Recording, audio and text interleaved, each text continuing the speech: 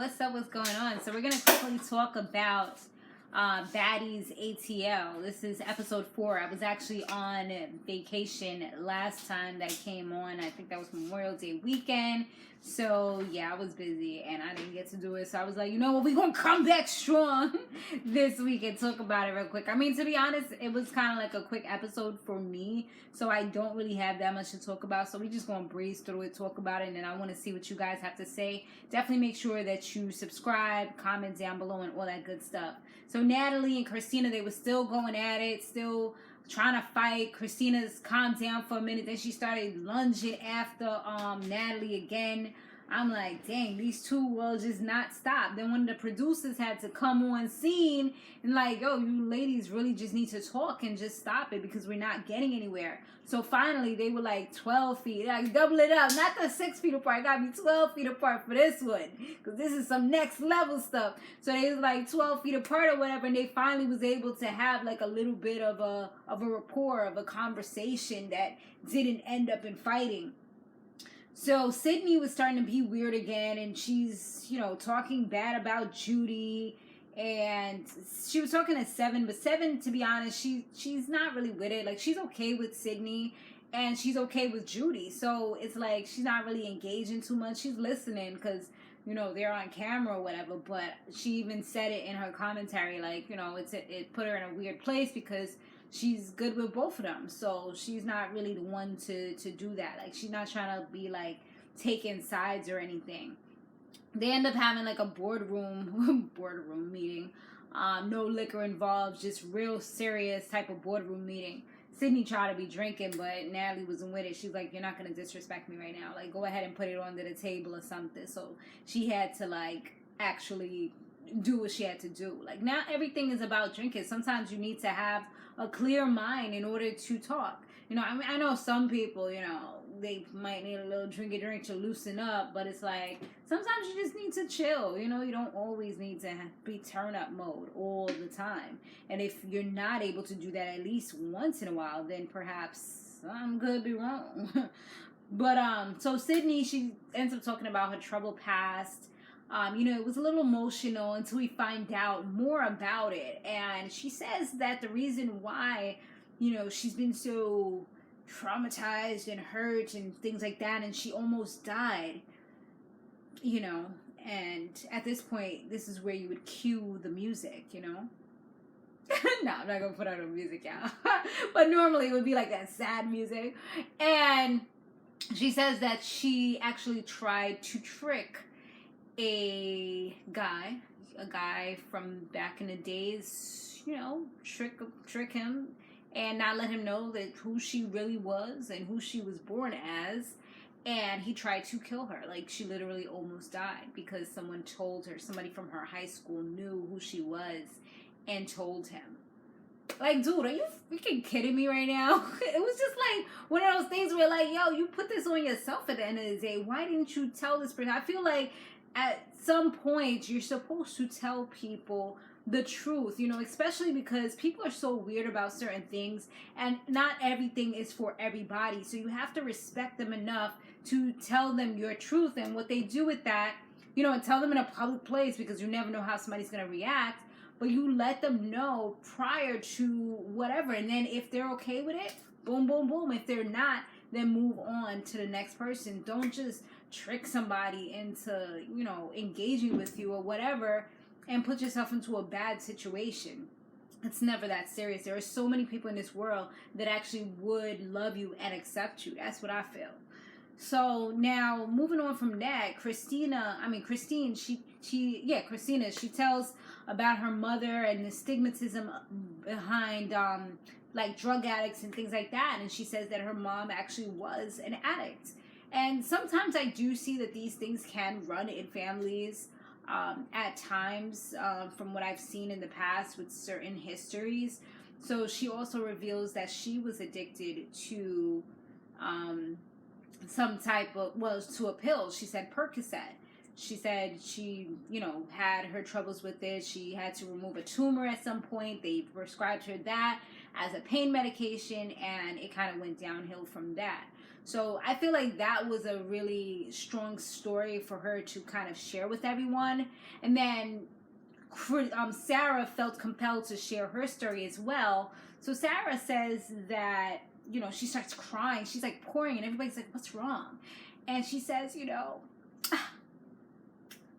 I tend to not really talk so much and not really say a lot of things because that's the way I was raised. You know, I can relate to that because I've had those instances, but when I blow up, I blow up. But when I feel like I have to say something, I'll say what I gotta say, you know. But it used to be really, really bad when I was like really younger, but then I got better with that. You know, I still have my moments where I just kind of like observe people. That's the Pisces in me, you know, until I'm ready, like, you know. So, yeah, she says that, and then she's talking about how Natalie kind of hushed her, told her to stop talking, and then she says how Natalie gets befriends everybody, and it's not like she's jealous, but it does hurt. And I'm just like, girl, it sounds like you got a girl crush. That's what it sounds like. And Natalie's like, we are not in any type of relationship. We don't have anything going on, you know. Well, obviously, you may not be in a relationship with her, but does she know that? Because it don't seem like it from the way she was talking. I mean, dang, like, what you do to that girl? I mean, I know they be having fun when they be drinking and stuff, so you never know. She done fell in love, honey. Even they showed a little clip where they ended up all going to the club, and I seen her rubbing on Natalie's titties, so I don't know. They was looking a little close to me. Did y'all peep that? So then here goes Sydney again, trying to take back the spotlight, talking about some, you know, I feel like I could relate to you because she talks about her dog dying. She said, I feel like I could relate to you because my cat died. And that was my baby. Like, that was my son because I can't have a son.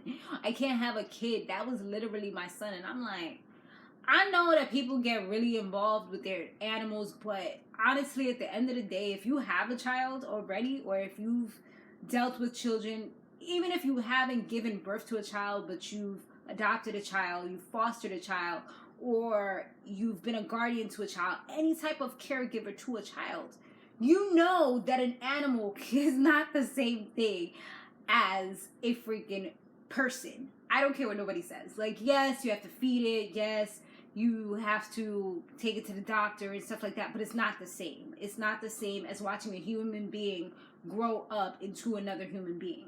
Like, yes, you have a great bond. That's something that you love, you adore. You may possibly try to manifest it into a child or whatever, but it's not the same. You know, I'm not going to have allergies to a child next to me, but I will have allergies if you bring your cat next to me and you're like this and you have no respect. You know what I mean? Like, that's just where I'm going to leave it. But, you know, I feel like she was really just trying to take the spotlight at that point, and she was really just trying to, I feel like she does that a lot. Like, she keeps on trying to, like, steal people's thunder, steal people's shine, and get camera time. And I feel like at this point, it's just, like, acting. Like, you're doing way too much, shorty. Like, you're doing the most. The most. What else happened? So Tanisha ends up revealing that she had a miscarriage. Natalie said that she had one as well. And Sydney talks about how she may never be able to have a child, but on the flip side, Seven said that she loved being a mother. Like, even though she had postpartum as well as the two other ladies, she said that she loved it so much she would do it again, especially if she was fully established and had her career the way she wanted it to be, because it felt so good. And, you know, she kind of offered, I guess, for what Tanisha said, to be a surrogate possibly for Tanisha and or Sydney. So I'm talking about Seven. So she possibly, I don't know though, because you gonna have to get them ka-ching ready for real. But I mean, I kind of feel like she was playing, but we'll see. If we see her pregnant again and she give the baby away, then we know it was probably for either Tanisha or Sydney. But yeah, I mean, there's some people that just, you know, they would do that just because they love the feeling so much, and they also love helping others. So, you know, more power to those people. I would definitely love to find somebody like that, because affordable though, because, you know, that's pretty cool. You don't have to worry about the health risks yourself or anything like that, but it's still, you know, your child, as opposed to having to adopt or foster or fostering to adopt, or, you know, whatever else is the options out there. So, now they're talking about bringing possibly Megan. You know, Megan, she's a badass. I feel like she gives me Seven vibes, because she's a pretty girl. You wouldn't expect her to be so vicious, but she is. You know, like, she's pretty damn vicious, and she's really, you know, bad for real. So I wouldn't mind seeing her on this show. I did, when I heard them speak about it when I started coming attractions last week. I looked up her Instagram and I noticed that she looks a little different. I think she's got some work done, most likely to her face. Her body looks like she's been working out a lot, but her face, her lips look like they've been plumped up. So it was like different to my eyes. I'm like, wait, what's going on here? This is the same girl? But you know, you just gotta get used to the new ways nowadays. Everybody will be switching up. So then they go to the club. They had a good time and all that. All the ladies was, you know, having chill moments, just having fun. And then they get back in the car on the way, the gypsy or whatever the hell the thing called, you know, on the way back. And Sydney starts bugging the hell out. Like, once again, just being mad weird. It's like when she drinks too much, she really starts trying to come at Judy. But it seemed like she was coming at everybody, because she's like, oh, the bitches in the back, you know, they mad phony. And then she was like, oh, everybody in this car, or there's some fake people and fake bees in this car. And she's just going off and off. And then some dude, I guess he was one of the producers, or maybe he was Tanisha's assistant. I'm not sure who he was, because they didn't show his face, but he was like, yo, just shut the up. He's like, I'm dead ass, like, not playing with you. Like, if you gonna act like I'm going dead, like, treat you like one. He was like, stop disrespecting the females. And I'm like, dang, like, you kind of disrespecting her too, because she is kind of like a female at this point. But I don't know how that works, because it's like, maybe she could beat them up because she might be stronger than them, or maybe she's not. I don't know. But yeah, he was like, you could hear that bass in the voice. I heard some dude's voice. I'm like, who the hell is this? What? I was kind of like flabbergasted. Like, who the hell? Who's talking? I'm like, and then after he got all amped up, then Tanisha started getting amped up, and she's like, yo, like, I'm not the one, because you've been coming at me and I haven't done anything to you, and you keep coming at me, coming for me. I'm not playing with you. And I'm like, damn. I feel like Tanisha got hyped up after the dude started getting hyped up. It's like, you know, sometimes it becomes a chain effect or a chain reaction, because Tanisha was getting a little loud, but she was kind of keeping it calm, you know, keeping it smooth, you know, keeping it chill.